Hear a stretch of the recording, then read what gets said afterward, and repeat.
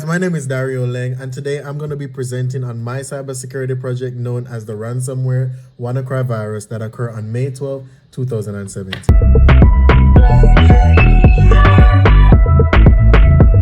Alright guys, so this is the first thing that we need to know, right? As cybersecurity student, it is important that we know what is a worm, like how a worm is formed and what can it do to computers in a given network, right?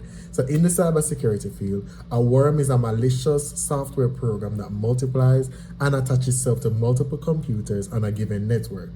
It attaches itself from multiple computers to another computers and makes multiple copies of itself in order to either damage the computer, steal files, or gain illegal access to an organization. And this is definitely something that we do not want when it comes to cybersecurity. So now we dive into the meat of the matter, and we need to identify what really was the WannaCry ransomware attack that happened in the year of 2017.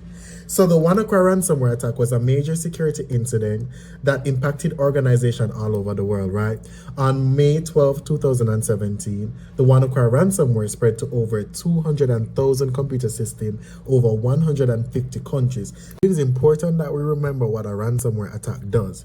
It therefore blocks off all data files accessible by an organization, and when an organization is ready, let's say they want to get access to their files, the ransomware then demands money from them in order for their files to be freed up. This is what happened in the year of 2017 as it relates to the WannaCry ransomware attack. Alright guys, so now it's time for us to identify some key individuals who probably started this virus, and also some key individuals who definitely tried their best to stop this virus from spreading and causing any more damage that it had already done. Look at shadow brokers. Shadow brokers are a group of attackers who leaked malware tools and zero-day exploits to the public in 2016. They are suspected of having acquired several exploits developed by NSA, which possibly was given to them by internal threats, aka an employee. On April 14, 2017, the shadow brokers leaked the external blue exploit that WannaCry would eventually use and commit their several crimes across different continents. At this point in the year of 2017, the virus was becoming rampant. It was moving from computers to computers, network to networks, and from organizations to different organizations all around the world. This virus had to come to a stop. Marcus Hutchins, known as the man that single-handedly stopped this virus, created many domains in which the virus, once multiplied, would have nowhere to go, and this would temporarily cause a halt in the production of the different viruses to the computers all across the world. Alright, so you guys may be wondering, how did this virus spread so rapidly? And how did it spread from different computers, networks, and countries in such a short time? Well, once the ransomware was able to deploy itself, it began to spread to other devices within the network that also did not have the proper patches and took controls of the files.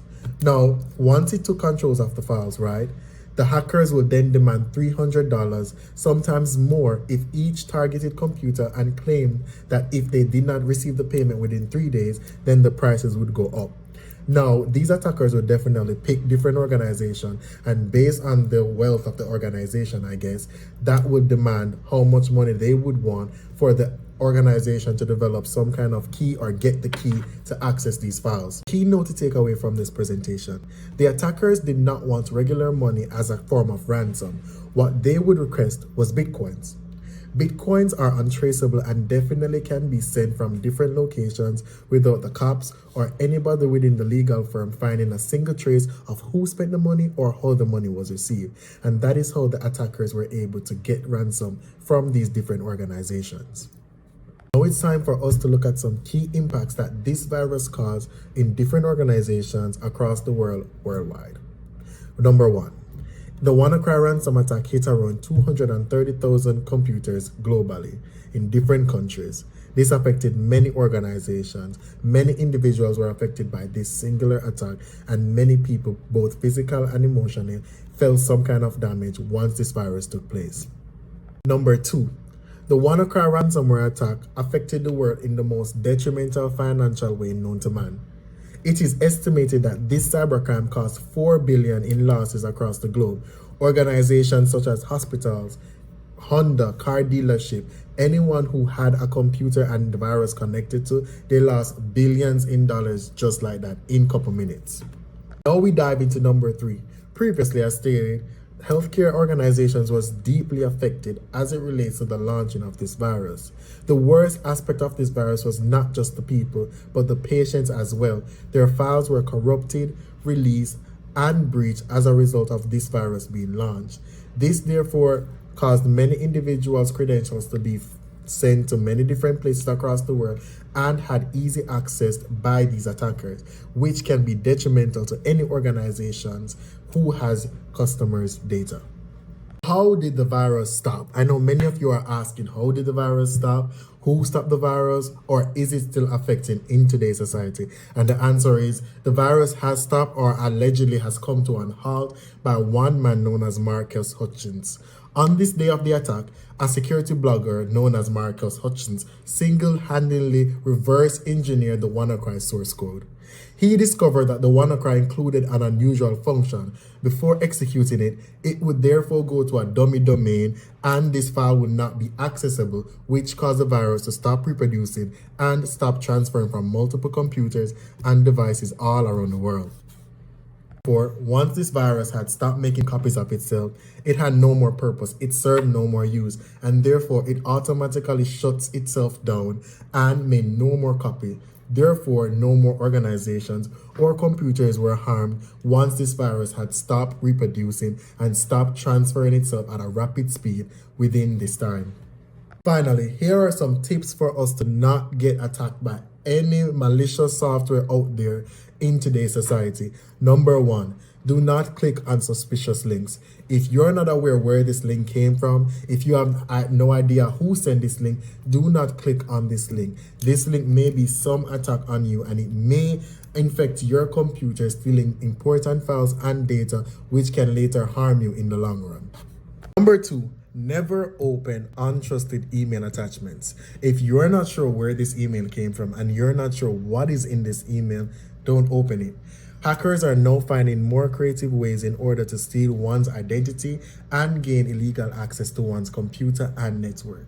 So again, if you are not sure where this email attachment came from, report it and just delete this message. And now this takes us to number 3. Do not download from untrusted websites. These websites are built to steal one's data, built to steal one's credentials, and built to destroy and damage an organization. It is key important that we do our due diligence, do some research before we go on a website, because this website will harm us in the foreseeable future. All right, tip number 4. Avoid unknown USBs. It is important that we avoid these because once a virus can move from one system to another, it can also move using this form of method. It is easy for a virus to move from one USB to the other USB, which it can affect multiple computers in just one given instance. So it is important that we avoid this. Use your own personal USBs and ensures that no virus, once connected, is linked on to your program. All right, tip number 5. In today's society, we know the use of Wi-Fi. We know Wi-Fi is very powerful, and public Wi-Fi can be a detriment to many of us. It can access our phones, access any device attached to it, and steal our information.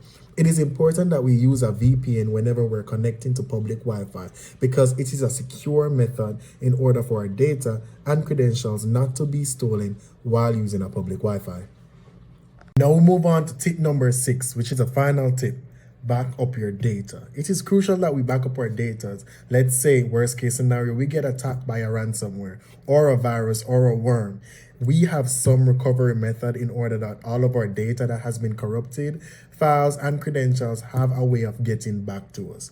It is important that we back up our data, and it is important in today's society with the amount of attacks going on in the cybersecurity world, we do have some precaution and some guidelines to follow in order to receive and get back our data.